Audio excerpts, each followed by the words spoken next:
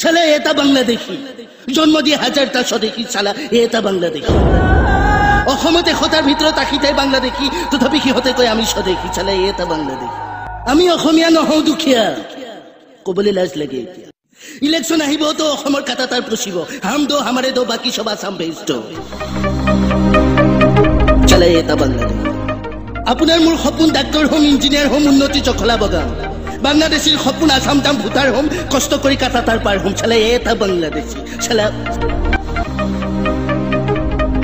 আপুনি এটা বাংলাদেশী ধৰিব থানাত 2টা ফোন আহিব 2টা বাংলাদেশী ধৰিব 4টা ফোন আহিব বাংলাদেশী এৰি নিদিয়া মানে 100টা ফোন আহিব এই থানেদাৰ এইটো মোৰ মানুহ হেতু ইয়াৰ মানুহ হেতু কামৰ মানুহ শালা এটা শালা এইখন শংকৰা জানৰ দেশ লাচিত কনকলতাৰ দেশ ক'ত গ'ল জাতিৰ বল শক্তি ক'ত হেৰাল অসমীয়াই যদি ইংৰাজ খেদিব পাৰে অসমীয়াই যদি মান খেদিব পাৰে